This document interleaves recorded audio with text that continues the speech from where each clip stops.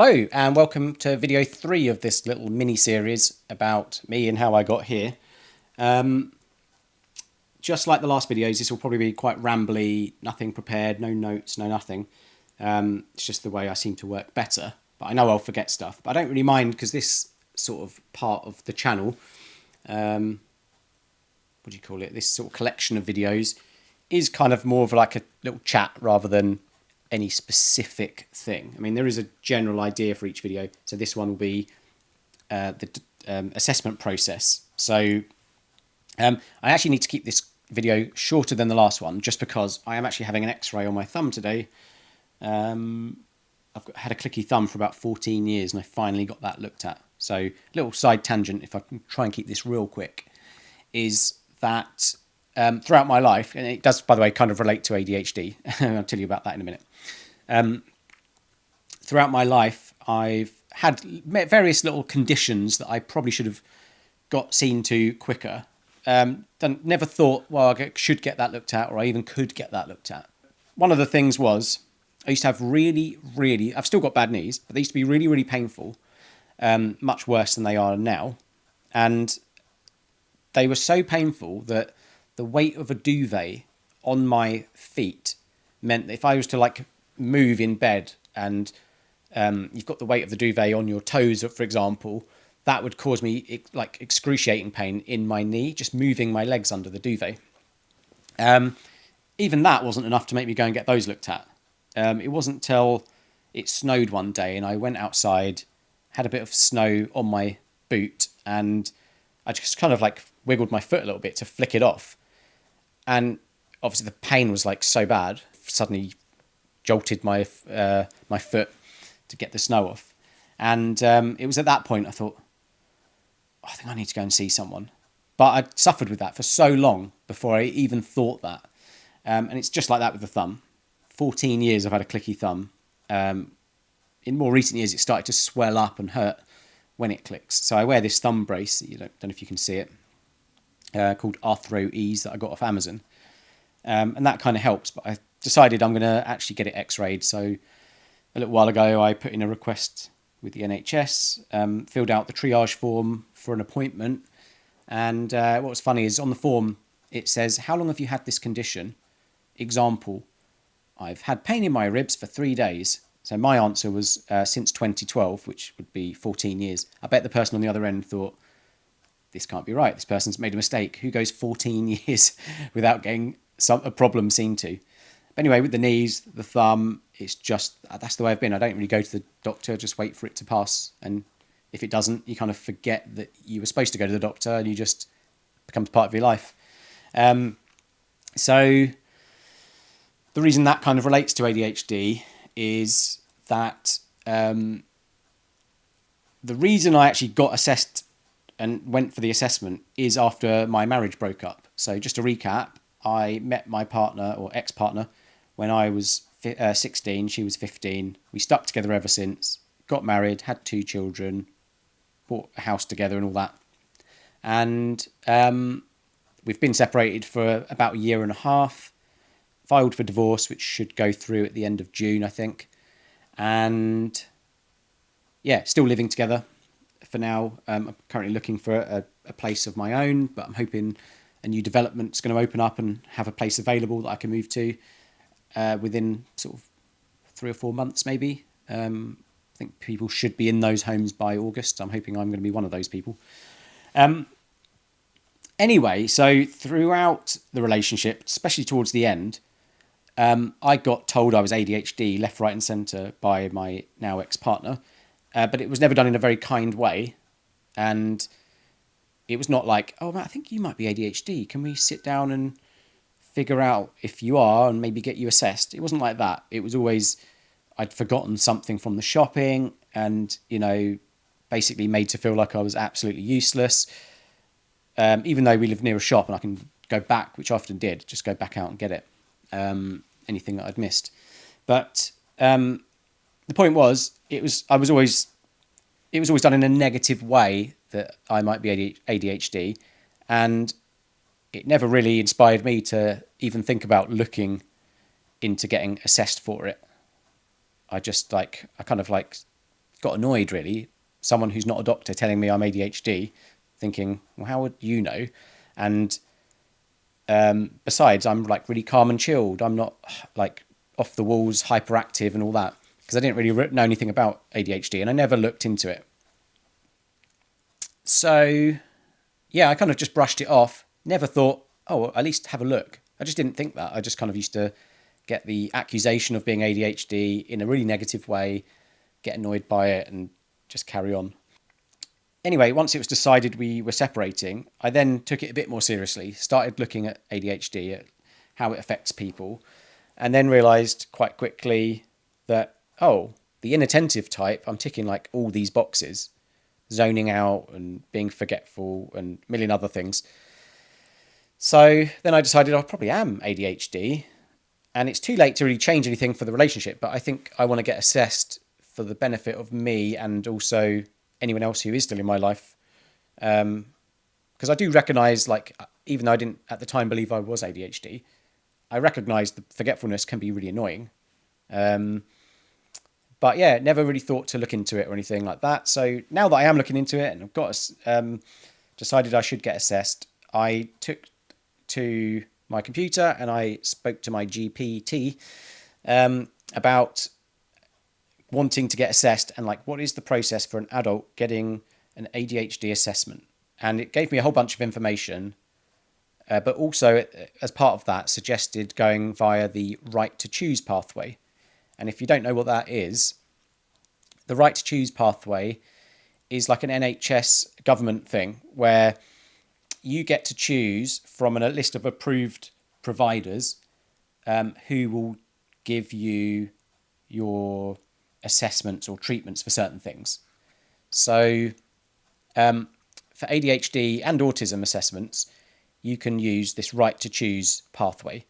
So what that involves is finding someone who you want to be seen by, and you have to put in a request with your GP to go via the right to choose pathway, and you tell them who you want to be seen by, and they will refer you. So for me, I found a provider called Provide Wellbeing.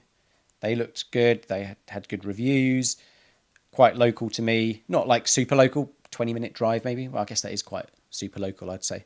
But anyway, so I chose them. And on their website, they basically give you a templated form that you just pass on to your GP. I think you might have to fill in a few details. But the form basically says, I would like to exercise my right under the right to choose pathway, or whatever the terminology was. But basically under right to choose, I want to see this provider. And it was them providing this, so it was all filled in with their details. So you barely had to do anything, which is perfect if you've got ADHD, because, you know, formulating letters and paperwork is just not our strong points, I think. So yeah, sent that templated letter off with the details filled in that applied to me, and probably within 3 weeks, I'd say, I got a response to say we've done the referral, and then a short time after that, I started getting text messages from Provide saying, and emails, basically setting up all these the assessment. I think the assessment came quite a bit later, but before they could do that, you're expected to fill in just a million different questionnaires and provide them with as much background information, including as far back as like school years and things. So luckily for me, my mum had kept all my school reports all the way back to primary school. So I did all these questionnaires, lots of things like, do you strongly agree, neutral, disagree, or strongly disagree about all these things about you? So it might be like, I squirm in my seat, agree, or I fidget with things, disagree, or whatever your answers are. You fill them in so they have a good idea about what you think you're like. There was a form that for partners to fill in. So I do believe, even though we were separating, she did fill in a form for me of her opinion of me. And what's funny is where I thought, I said things like, no, I don't really fidget. She was like, what are you talking about? Of course you fidget. You're constantly tapping. But I'm like, yeah, but because I play the drums. But I think the reason I like the drums is probably because of the movements. As it turns out, it's not necessarily that I fidget, or I don't tap because I play drums. I play drums because I want to tap. And anyway, so there was a lot of disagreement on like her form versus mine, where I thought one thing and she thought another. But I think evidently she was right, because when I actually went for the assessment, the assessor commented on things that I do that I wasn't really aware of. Like talking, I might like rub my legs a lot. I didn't even realise that was happening, and he'd comment that I do that. So anyway, so before the assessment, there's all these forms to fill in, loads of them, which if you've got ADHD, is just like really hard to get started on and see through to the end and finish. But I did actually really want the thing. I really wanted to have this assessment. So it was enough to give me the motivation to get on and do them. But the forms did seem quite never-ending. And some of the forms are quite similar. They'd ask you questions on one, and then you get another questionnaire, and it asks similar things. But anyway, I filled them all in, I'd say within 3 months, I think. Within 3 months of completing all the pre-assessment forms, after completing those, within 3 months, I think I had the appointment. And when it was an in-person appointment, I remember turning up on the drive there feeling really anxious that I'm going to this place that I don't know, and I don't know what to expect. And I rocked up to the car park, parked my car, tried to find the front entrance, and I think it was really early in the morning, so I think I was probably the first appointment, and no one else is really around. There's not like loads of lights on. There's no front entrance canopy, and I get lost everywhere I go. So I'm really, really anxious anyway about the thing, but also anxious that I'm in the wrong place, and if I'm not there on time, will they just move on with someone else's appointment and I don't get my assessment? So I remember like sort of walking around trying to find what looks like a front entrance and couldn't find one. And eventually I found this set of doors, but like it kind of made it look like a shared offices or something. There was just like loads of windows. Only a small part of it was labelled provide wellbeing. And there's this front door, I think, with this like tannoy thing, like the buzzer, like a block of flats would have, and nothing obvious on there. So really luckily, someone was, I think, who was possibly cleaning the place, was about to come out the door. So as they came out, I sort of ran over and was like, is this where I need to go for Provide Wellbeing? And they don't think they worked for Provide. As I said, I think they were just a cleaner working there. But they said, yeah, if you go in, there'll be a waiting area around there. So I did that, snuck in through the door that she had just opened. I didn't sneak in, she let me in. And went to where she said, but there was no reception. There was no one to say, oh, yeah, just checking you in. I'll let them know you're here, or anything like that. So I just went into this waiting area and remember thinking, well, the waiting area feels like it's been switched on today because there's TVs running, lights are on. I think there's like a coffee machine in the corner, but I didn't feel like I wanted to mess with that. I didn't have the time or permission. Maybe I think I remember thinking, quite fancy a cup of tea, but not sure if this is for the staff or for people in the waiting room, so I'll just leave it. And I remember tapping on my legs a lot, dealing with the anxiousness of the whole thing. And eventually this voice from behind me, because I was sat on this sofa facing this way towards the door I'd just come in through, there was a door behind me at the other end of the room, and it was the assessor saying, Matthew, come through. So he was very nice, and I went through, felt very much at ease being there with him because he was just, very approachable person. The first question he asked was, so why are you here? And I remember thinking, you know why I'm here? I'm here for an ADHD assessment. And probably the autism in me taking his question more literally than I should have taken it. But I thought about it and then realised, I think he's asking me what made me book an assessment. So I kind of gave him the rundown of the fact I'm getting separated and divorced, and basically what I already said on this video. ADHD has always been thrown at me like in a negative way, never did anything about it, but now I'm getting divorced. I decided I ought to find out more about it.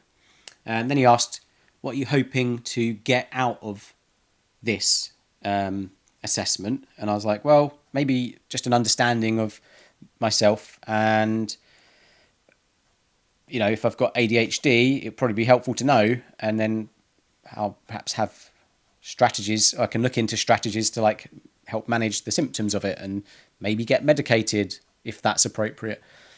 And so he said, okay, and then we moved on with the assessment. He knew all the details that I'd already provided. He'd seen all my school reports that I'd given. He had seen all the answers to the questions that I'd already filled out. So I think the assessment was more of like an observation of how you are in person, more than getting information out of you. So it was quite a chatty, it almost felt quite informal. Like he was definitely reading specific questions off of his computer, but then at times I think he was just kind of going off the track a little bit, talking to me about my specific situation, and he was quite helpful with the things he was saying. At one point he said he feels sorry for me because, and I felt he said it in a way that I feel like he really meant it, but I imagine he must feel and say the same thing to a lot of people who are going in there late diagnosed. But I told him some specific things about life and work and all that, and he said, I can't help but feel like really sorry for you. And I said, oh, why? And he went, just think of what you could have achieved if you'd have known sooner.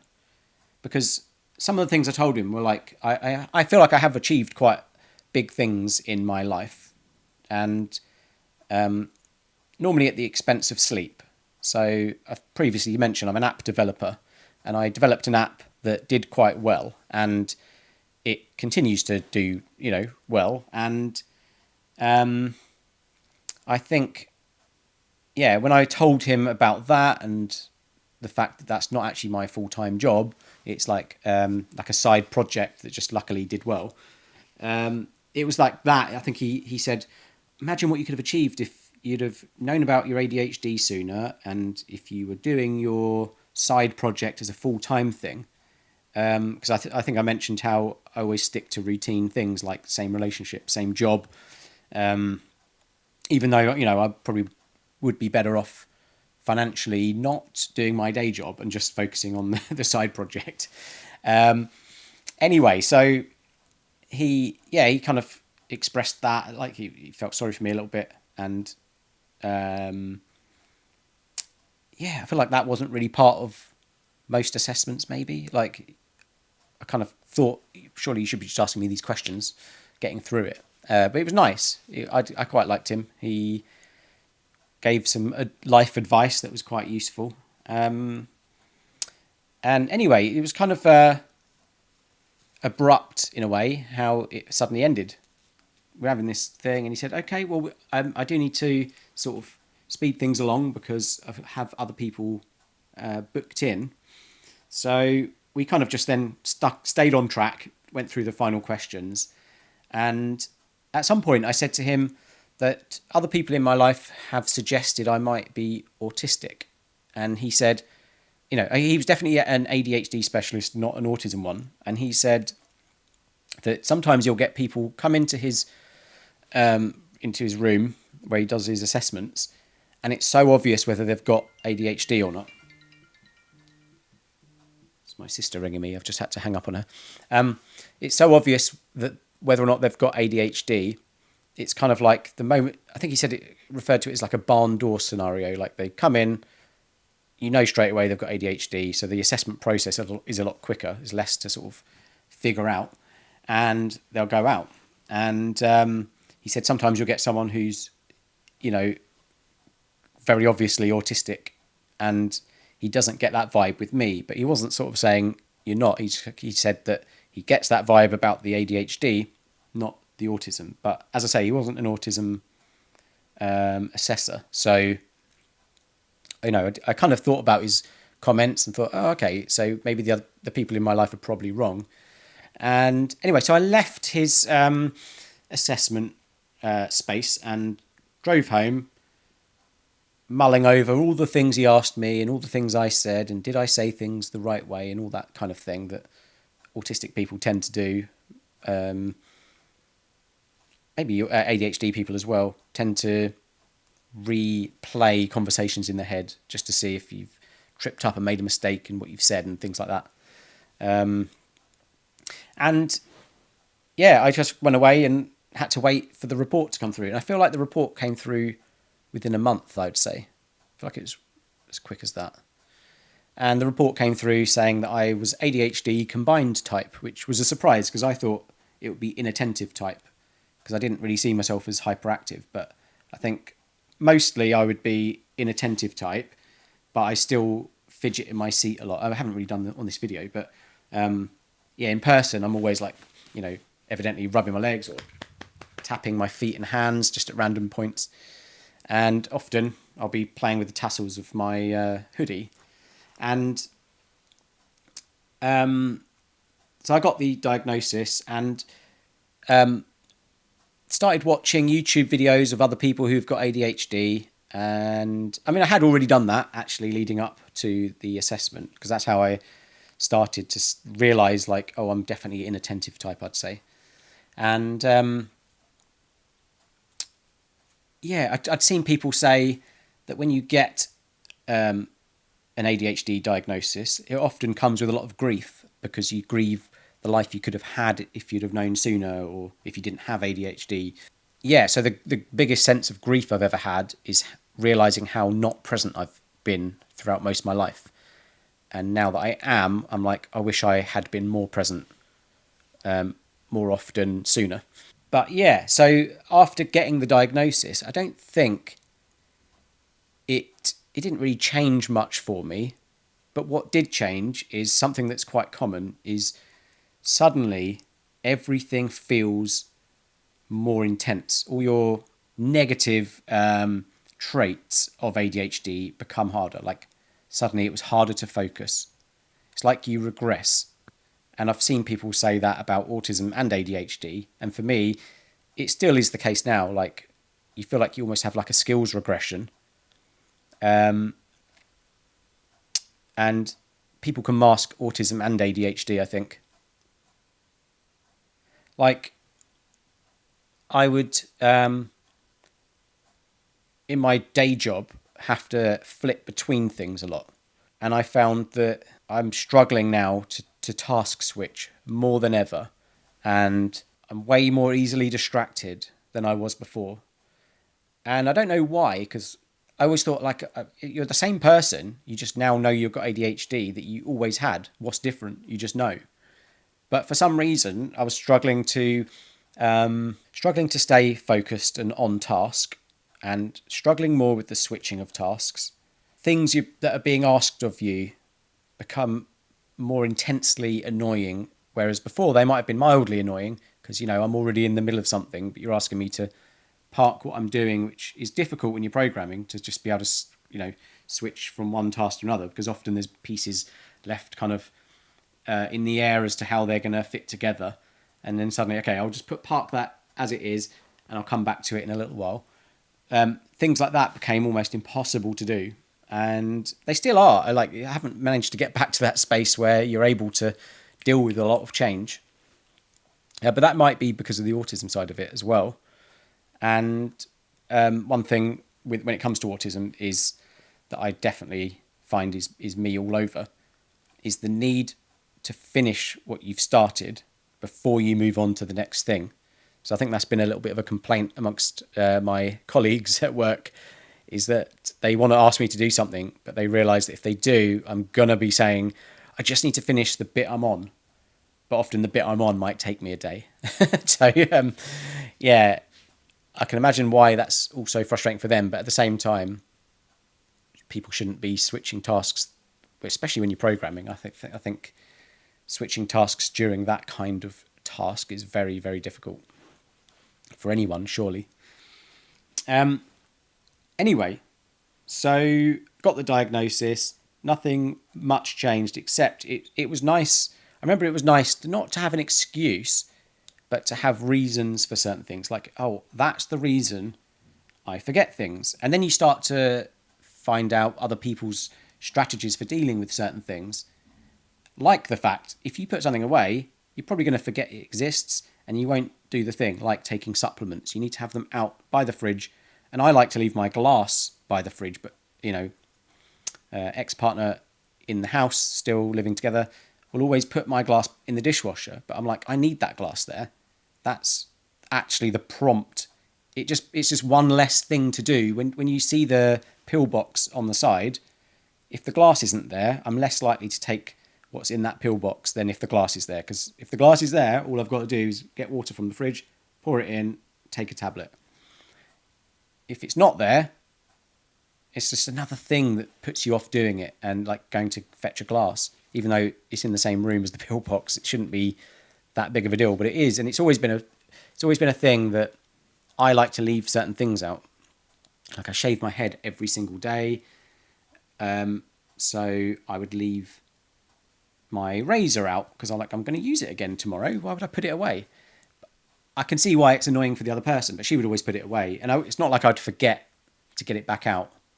But I always kept it out because it was also wet after using it. So like I'm not going to put it in the cupboard, make the cupboard all soaking wet while my razor and everything's dripping. But that's the kind of thing that I would be like. And I can't remember why I was even telling you that. But I'm just looking at the time, worried that I'm going to be late for my x-ray if I don't leave soon. So I'll quickly talk about the autism one then. So before getting the diagnosis come through, because people had been saying that they think I'm autistic. I know maybe I think I did have the diagnosis actually. No, I didn't. I already. So people in my life had told me that they think I'm autistic, and at first I brushed it off, didn't believe it, but it was my sister looking into it for herself. Was adamant, and she was quite convincing in her reasoning. So I remember one time when I'm saying, "Oh, don't be silly," she said to me, "Matt, how do you brush your teeth in the morning?"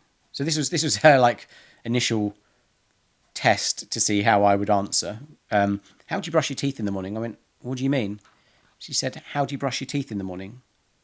It's like, you want me to tell you how I brush my teeth? Yeah, just demonstrate.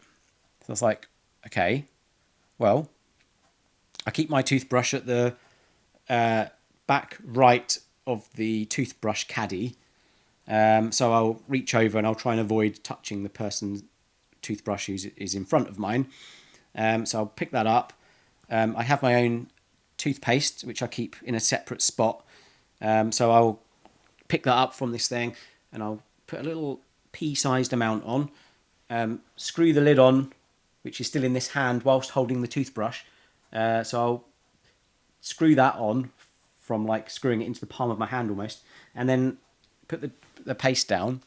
I'll always put water on it, but not too much water that it washes it away, but enough that it flattens the toothpaste so that it's not really dry.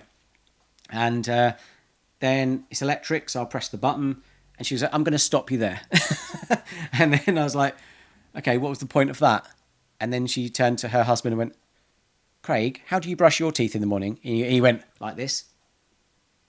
And just did the action of brushing teeth, like the motion.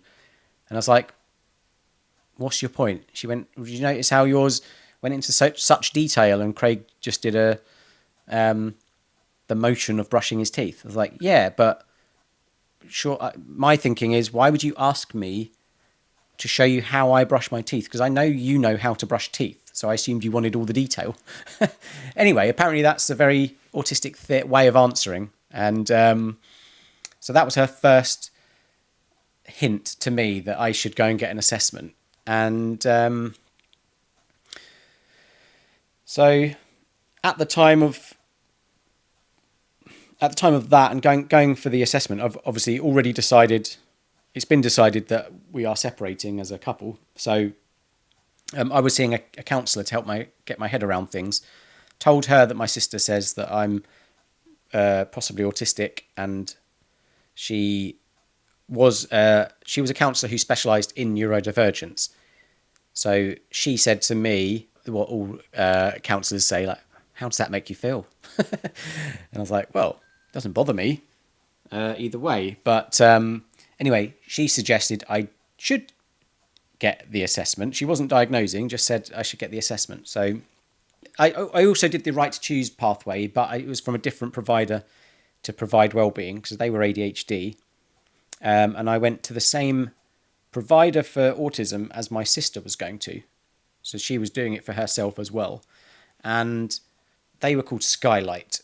Again, tons of forms to fill in, asking about your background, history, and your life and everything. I think there was probably questionnaire for people in your life to fill in, like partner or parents. Yeah, definitely parents, because I think with the autism one, I'd say more so than the ADHD one. I think they care a lot about your past history as a child, because the idea is obviously you don't develop autism. You've always had it. So if you showed zero signs as a child, but you've got some traits as an adult, I guess they might be less likely to give you a diagnosis. I don't know. But anyway, they care a lot about your time as a kid. So I remember my mum saying she felt guilty because my brother, who's got ADHD and has always had a bit of a difficult life with sort of drugs and drink and things like that, I think the rest of us probably seemed like so perfect in comparison, or not perfect, but like so easygoing and less to deal with than him, that we probably flew under the radar quite a lot. So when it came to sort of getting the assessment, my mum was surprised and thought, I know you were always, there was questions like, what was your development history like? And did you have friends as a kid and stuff? And I think my mum's, her answers were quite different to what I remember in ways. And there was things I forgot that my sister reminded me about. Like, for example, the fact I used to sit on the stairs twiddling a piece of string, and I was quite happy playing with this piece of string. And not I say playing with it. I wasn't playing with it like it's a toy, but I was at peace just moving this piece of string in between my fingers and like digging the sharp bit that I've twisted into a point into my insides of fingers. And that would keep me like regulated, I think. And anyway, so filling out all these forms, just like the ADHD one, you have to fill out loads of forms before you get the assessment. Assessment day arrives, have to go to Skylight in another in-person assessment. And there was a very nice person there, and it was in a very nice, calming room with just the right level of lighting. There was nothing that would like make me feel uncomfortable. Like if it was really bright lights, I probably would have been way less comfortable. The seat was nice. It was a bit like this one, maybe a bit wider. I don't remember my elbows like touching the sides. And I just felt comfortable there, and the place in the room was nice for me to sit in. And I'm quite someone who doesn't like to be in certain places inside of a room, like in a restaurant. There'd be nightmarish seats for me to sit in, but if you put me at the side where I can see everything going on in the restaurant, then I feel comfortable. So it's a bit like that. Everything was just right, including the person giving the assessment. She was really nice and friendly and approachable. And I remember being able to look in her eyes, and at the time I wasn't even aware. But eventually she asked me, how are you with eye contact?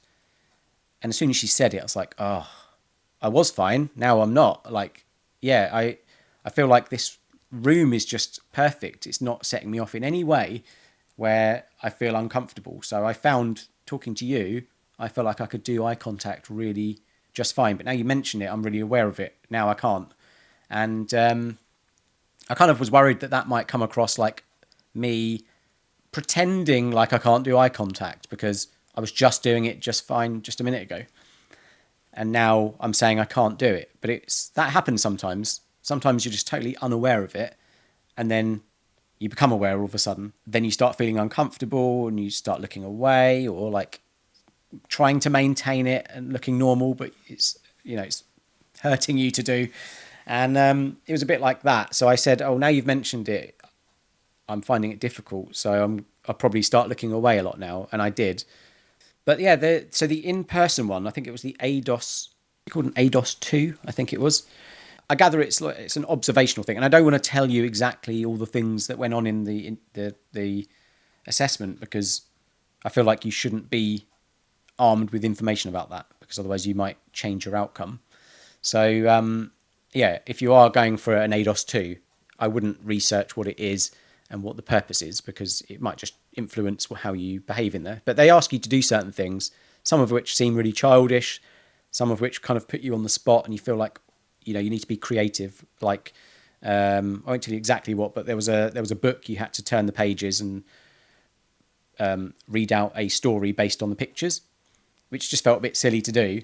But I remember thinking, I'm normally really creative, but I'm struggling to be creative. I almost wanted to start again, and now I've seen what's coming, I can be more creative. And I was worried that I'm not answering this the way I would like. But in the end, I don't think it really mattered. What they were trying to get out of each task that they asked you to do wasn't what I thought it should be. And yeah, so it did a whole bunch of things. It lasted about an hour. And she very abruptly went, okay, that concludes the assessment. So I remember thinking, oh, like deer in headlights, that ended all of a sudden. Did I do something wrong almost? And I left the room a little bit confused, like, why is it suddenly ended? Seemed so abrupt. And drove home, and then I think I got back on with some work. And what was weird is, for me, I think I suffer with a delayed processing where, like, in the moment you get asked things, and when you're put on the spot and you've got to think of examples, you struggle to do that. So they might say, like, oh, do you ever get any compulsions? Like, for example, the need to touch light switches. And then they'd always give an example of what they might mean. Like, for example, the light switch thing. And then I latch onto that and think, well, no, that doesn't apply to me. I don't touch light switches. But later on, like 3 weeks later, all these questions I got asked where I answered a particular way, just random points during the day, be like, I should have answered that question like that, for sure. Like I do have a weird compulsion to do certain things, like do things 5 times. Not everything, but certain things. If I'm learning a drum fill, I do not allow myself to get up unless I can play it 5 times perfectly. Doesn't have to be full speed, but I can't have like mistakes. And if I set that challenge, there's not a chance I'm getting up until I've done it. It can be horrible. Sometimes you desperately want to get up, but you can't. You're stuck there until you do it 5 times. And the more you fail, the more frustrating it is, the harder it becomes to do. But you're stuck there nonetheless till you do it. So that's something I should have said when she asked about these compulsions, because like it is a compulsion to not get up, and you have to do it 5 times before you can move. Anyway, so quite a lot of questions they'd ask with a suggested example, and I would always think, nah, the example doesn't apply, so therefore no. And so for me, there was like, do you have any sensory difficulties, for example? And I can't remember the example they gave.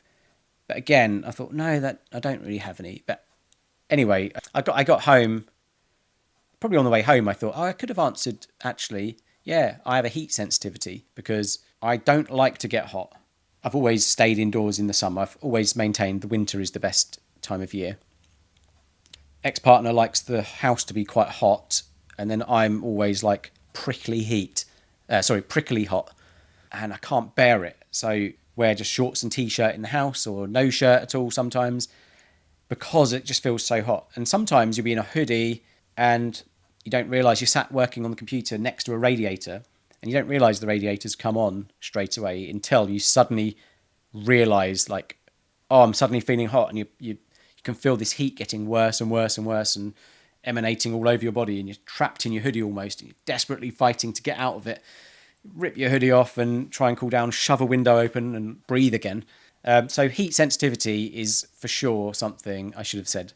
Amongst like a whole bunch of other things, like unexpected loud noises, and not to the point of being a jump scare that anyone would jump at, but just someone coming into the room being noisy.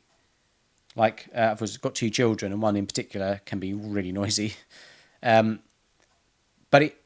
it's not being a jump scare, just being noisy in a room when you're trying to concentrate really puts you on edge and really builds frustration.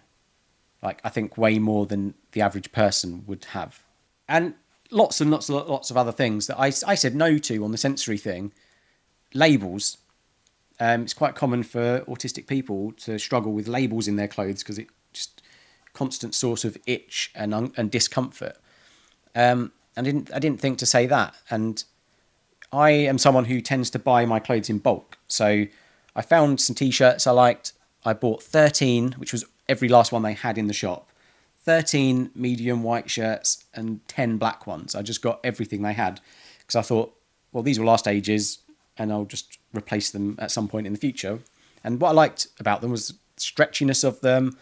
They fit well, but they had no labels. There was a printed label in the back. The point is that during the assessment, I got asked questions. I said, no, no, no, all these things no to, when actually the answer was far from no. And then I kind of thought for a long time that this might ruin the assessment and the result I end up getting. The diagnosis might come back saying, no, not autistic, because I missed out all these things. There was a second assessment, which was done over like a Zoom call. That was more of a chat. So it turns out, I think the first one was more observational. How do you respond in certain ways? So it's less about how you did tasks, actually, but the way in which you went about them, I think. Second one was more of a chat over Zoom, so it's not so much observing you. But I remember the eye contact thing being difficult because I had to say to the guy, like, I feel uncomfortable because I'm staring at you over this FaceTime call. There's nowhere in the room I can look around because, like, I'm sat at my desk, there's a wall there and there's just you. And it feels quite intense, like I can't look away. So if you don't mind, I'm going to, like, occasionally just want to look away from the screen. And he said, no, that's fine. Had a long chat.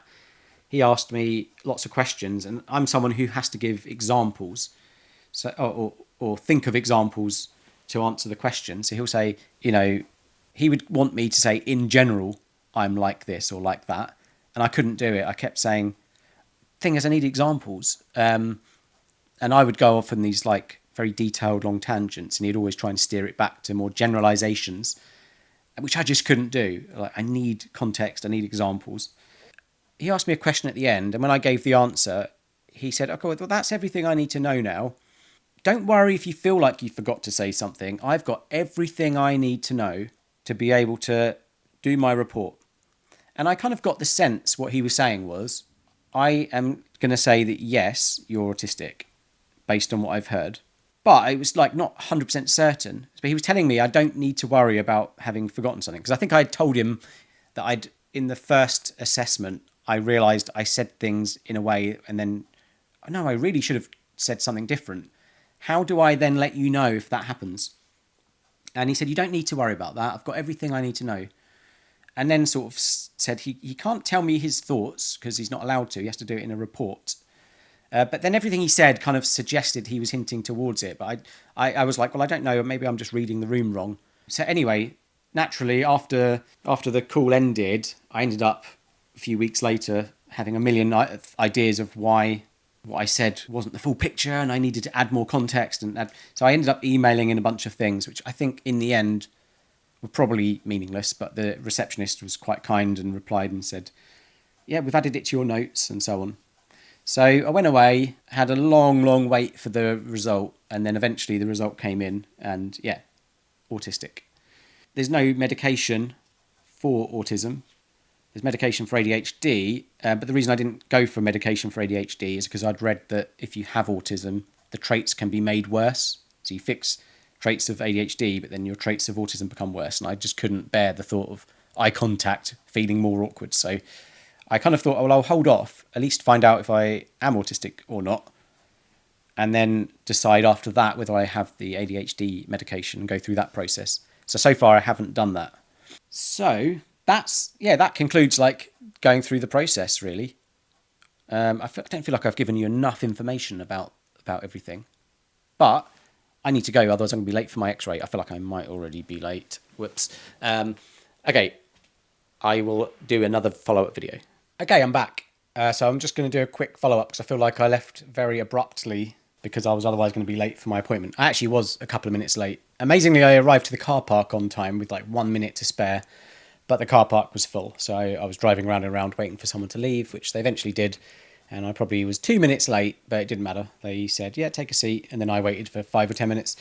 But anyway, so yes, I just had my thumb done, x-rayed, and just had to put it in a few weird positions. But I was quite anxious going in there about, doing something different to normal. And yeah, once I was there doing it, it was fine. Lasted about 5 minutes once I was getting the x-rays done. Now I've got to just wait for them to send the result back to the GP, and then I'm also expecting an ultrasound appointment to be made for me, but they've only so far invited me to the x-ray. They haven't done the ultrasound part. So anyway, I just wanted to jump back on, pick up where we left off.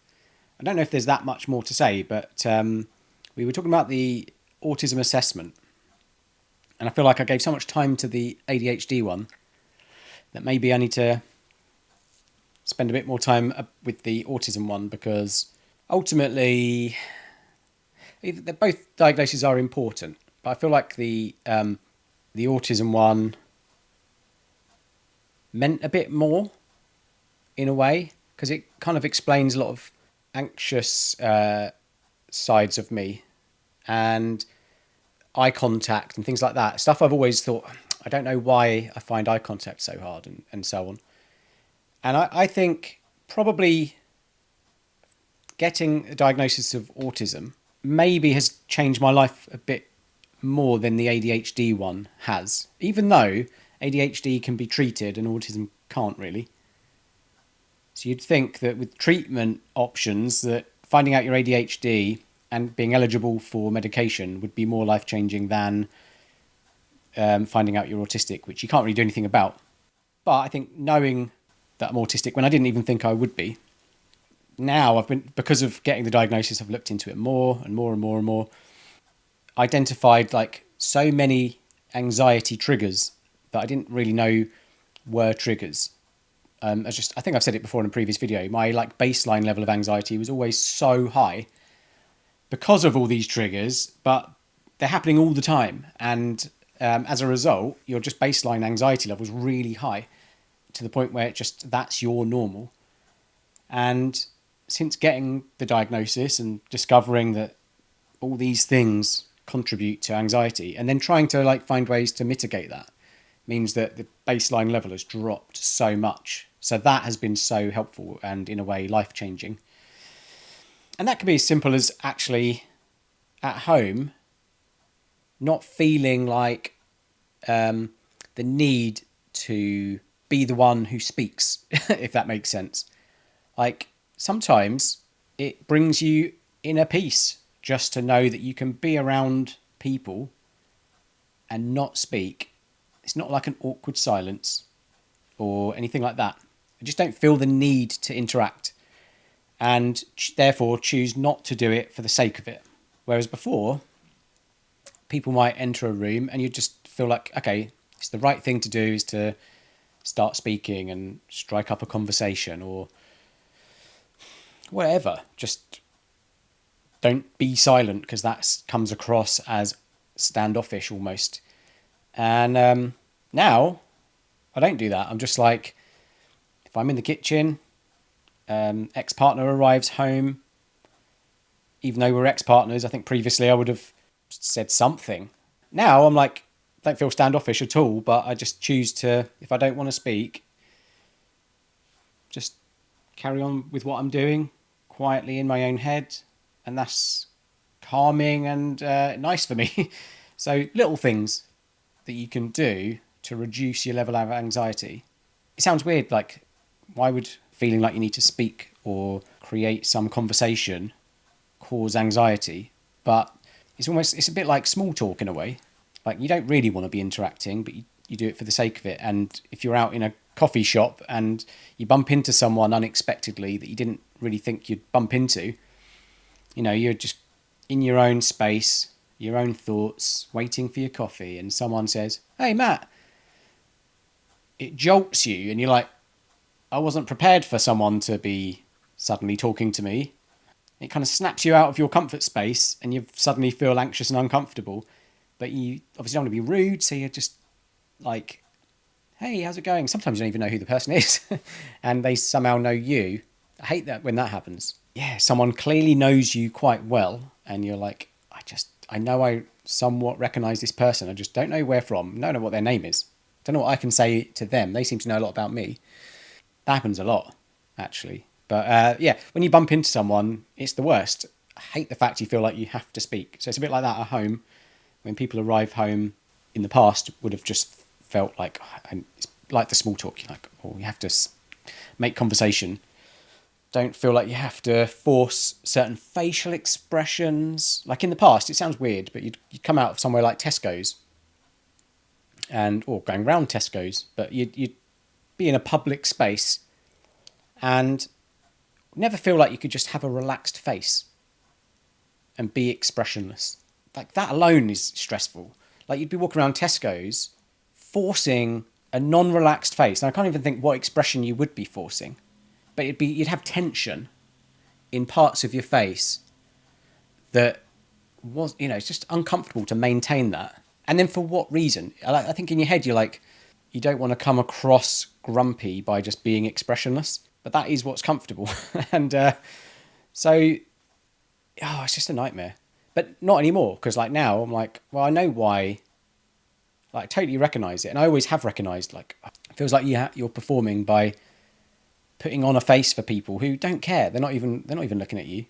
Similar sort of thing, actually, which is weird, is I could be walking from Tesco's to my car in their car park.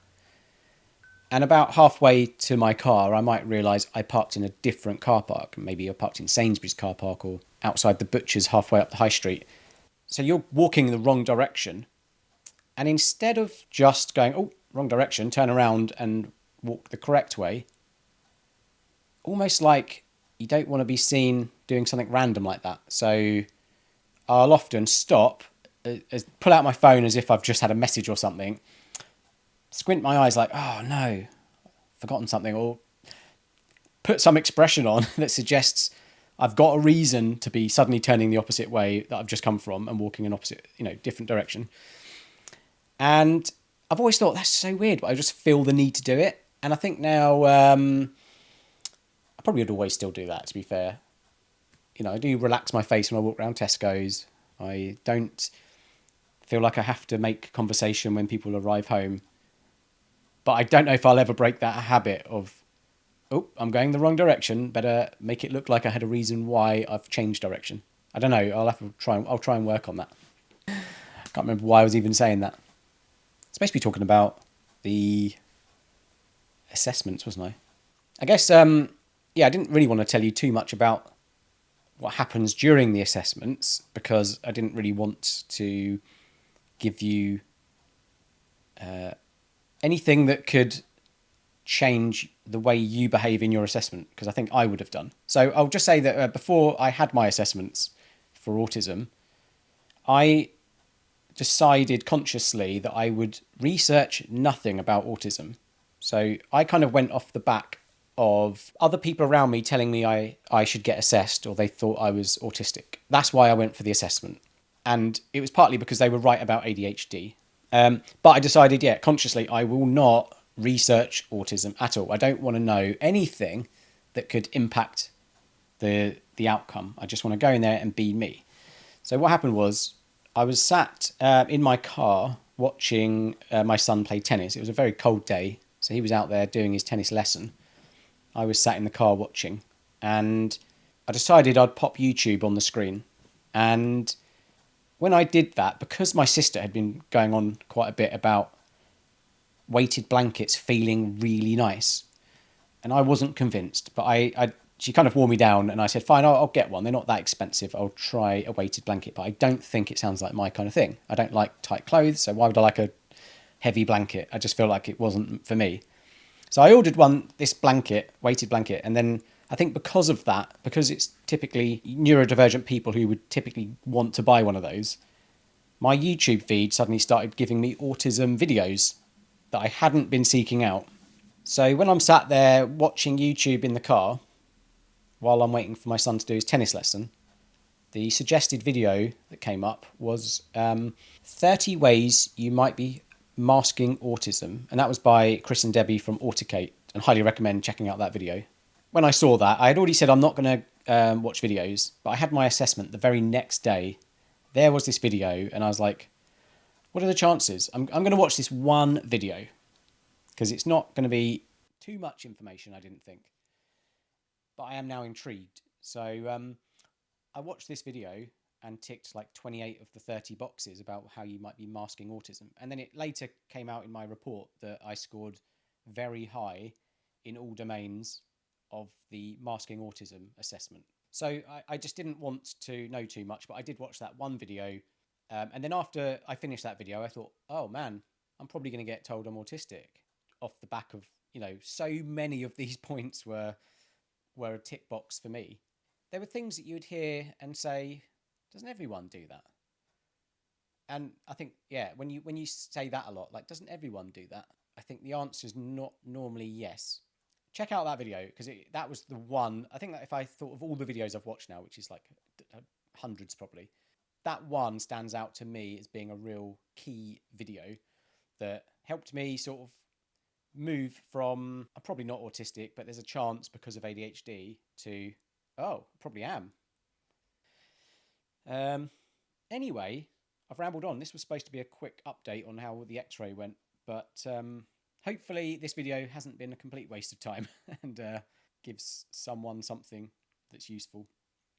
But yeah, if you're going through assessments and diagnoses, look into Right to Choose, because the difference can be years of waiting versus months to a year. And you get to choose a provider near you and things like that. So I still think they don't do combined assessments. So if you need both, or you want both, I think you have to organise two separate ones. Whereas for children, as I'm finding out, you can get a combined assessment. So the same people at the same time will do both ADHD and autism assessment. Yeah, so look into that, because it will get you a better, quicker result, I would say. But keep in mind that if you're going for an ADHD assessment, that certainly mine didn't include the medication side of it. That was done privately if you want it. And then I think the total cost to me was going to be a minimum of like £600 I factored in by the time you've paid for all the face-to-face meetings, the Zoom meetings, the cost of a month's worth of prescription. Yeah, you're looking at £600. It's not like a disastrous amount of money to have to pay out for something that's probably quite life-changing. But for me, I didn't necessarily want that anyway, because I didn't want to make the autism traits worse. So in my case, I've decided so far to not take the medication route. And I don't actually know. It might be that when I do, or if I ever do, change my mind on that, they might say, oh no, enough time has passed now, we can't do it. I don't know. I don't remember them telling me that there was a time constraint on when you can seek out medication. What he did say was, like, we can, if you want, you can go on a waiting list for the NHS, but it can take 5 years plus, potentially. Maybe, I don't know if that was a worst case scenario. Could have been just trying to dissuade me from using the NHS so that I pay for the private. I don't know, but I got the feeling he cared enough not to do that. Anyway, I'm going to leave it there. I'm not sure what the next video is going to be now. I feel like I've covered a lot about the post-diagnosis that I'd probably want to say in a video like this. So next video, probably start talking about very specific traits, and there'll be shorter videos, probably with some tangents and anecdotes along the way. But yeah, I feel like we ought to have like a library of videos about each individual trait, perhaps where I even heard about the trait, and then when I realised how it affected me. Because sometimes you have traits that you're like, oh yeah, I never really thought about that, I just did that. Or I just always felt that way about the particular thing, never really attributed it to anything. But now I can see, oh, that is directly because of autism or whatever. Sorry, by the way, if I've rambled. I definitely have done that. Right, well, let me know how your assessment process goes, I guess, in the comments. Yeah, I'm intrigued to know if anyone else is going down the same route and what reasons you have for actually getting assessed in the first place. I will catch you on the next set of videos, and again, hope this has been useful. Sorry if it's way too long. Right, have a great rest of your day. Cheers.